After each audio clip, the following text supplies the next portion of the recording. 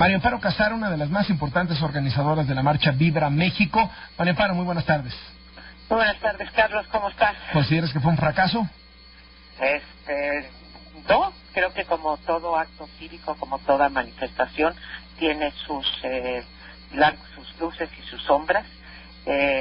Alguien decía que con que saliéramos unos pocos está suficiente para manifestar lo que queríamos manifestar, el rechazo a las políticas de Trump y sobre todo una muestra de solidaridad con los millones de mexicanos que viven en el extranjero.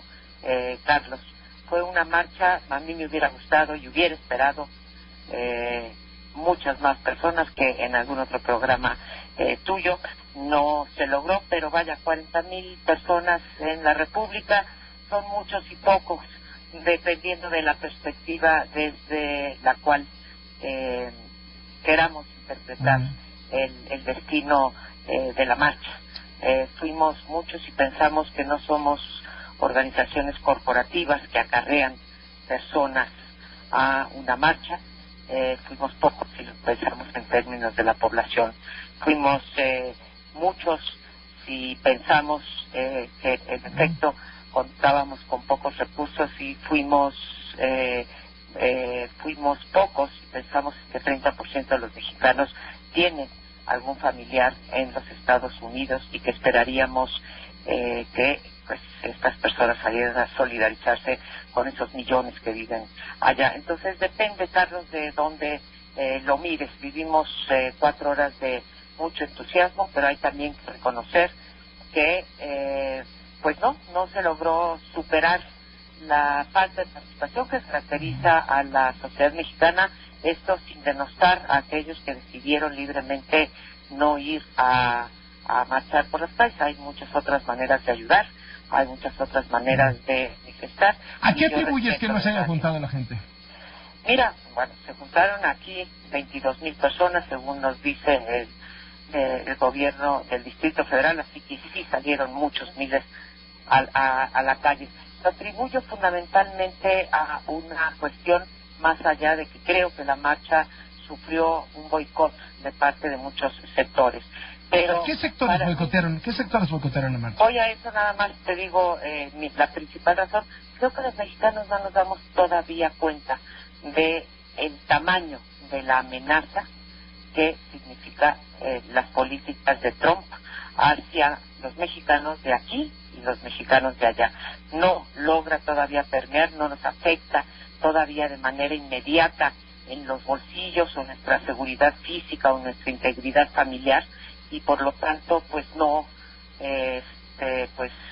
cuando no sientes eso también tienes menos incentivos para salir, Carlos.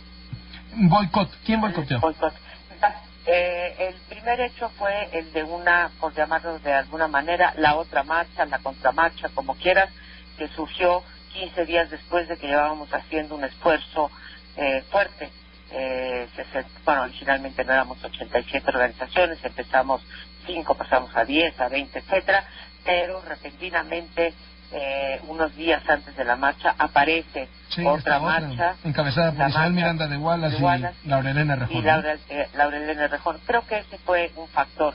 El hecho de que los empresarios no nos acompañaran con la capacidad de movilización que tienen hacia abajo y sobre todo la capacidad de movilización que tienen en los estados de la República. Pensemos en Coparmex con sus 64 centros regionales que tanto ayudaron, por ejemplo. ¿Y por qué no le entraron los empresarios? Pues mira, consideraron que no era prudente, que esto podría interpretarse, creo yo, esa es mi interpretación, Carlos. Consideraron que no era un momento de tan baja popularidad del gobierno que esto se pudiera transformar en una marcha, una convocatoria en contra del gobierno mexicano, y pues decidieron que ellos no participaban en esta ¿Boicoteó el gobierno también? causa. Pues eso se dice en los pasillos, incluso que la otra marcha tuvo el apoyo del gobierno. Desde luego no ayudaron, no se montaron, digamos, en la posibilidad que esto, creo yo que si el gobierno mexicano hubiera seguido otra estrategia, se hubiera incluso podido beneficiar de esta marcha. Beneficiar en el sentido no de que el propósito de nosotros fuera apoyar al gobierno mexicano, te lo he dicho varias veces, Carlos, esto no fue ni una marcha anti-Peña, ni pro-Peña, anti-gobierno, ni pro-gobierno, pero creo que al gobierno le hubiese convenido poder mostrar una fotografía con millones de mexicanos y que eso hubiese fortalecido su posición frente al exterior. No fue así, creo que pudo haber, cuando menos, si no apoyo, cuando menos no contribuir a crear esta confusión que se creó por miedo a que la marcha se percibiera como una marcha antipecho. ¿Y no podrá entonces ahora usarlo Trump y decir, pues miren, en una ciudad de 20 millones de habitantes salió el 0.1%? Así es. Los mexicanos me aman, yo también los amo y nos amamos todos. Todos. Entonces sí, en efecto puede ser incluso hasta contraproducente, ¿no? Decir, miren, fueron 16,000 y una parte, no sé, unos dicen que la mitad, otros más que la mitad. Yo, desde el punto que me tocó estar en la marcha, te diría que el 80% iba, en efecto, en contra de las políticas de Trump y a favor de los migrantes, y un 20% con pancartas en contra del presidente de la República, en contra del gobierno. Sea como fuere, sí, pueden esgrimir de decir, como tú dices, sí, 16,000 personas en la calle en una ciudad de tantos, ¿no? O peor, 40,000 personas en un país de 120 millones o 125 millones y salen 40,000 a la calle a protestar. Pues creo que sí, se le sirve bandeja el plato de México, ese plato llamado México, al señor Trump. Ahora, tampoco estoy pesimista, Carlos, puede ser la primera de muchos, quizá fue anticipada, quizá, como te digo, sobreestimamos esta idea de que el 90% de los mexicanos en las encuestas dicen que están en contra de las políticas de Trump. Yeah. Sí se confirma esa apatía, que no la digo yo, insisto, yo no denosto a nadie de los que no fueron a marchar, pero esa apatía en términos de la participación de la sociedad mexicana. Somos personas que pues no marchamos, no le mandamos cartas a nuestros diputados, no participamos en asociaciones de carácter social o caritativo o lo que sea, y pues esto es la confirmación. Con todo, te digo, Carlos, no sé si tú estuviste allí.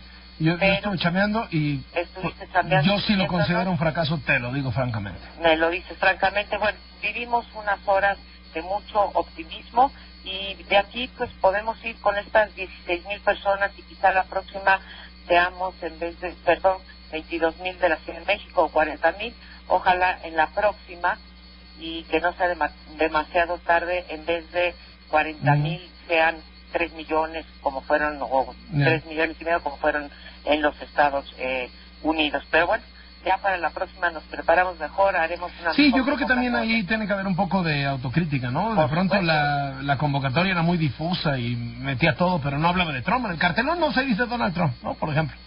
Bueno, sí, a ver, la convocatoria, Carlos, dice desde su inicio que esto es contra las políticas de Trump y solidaridad con los mexicanos de aquí y de allá.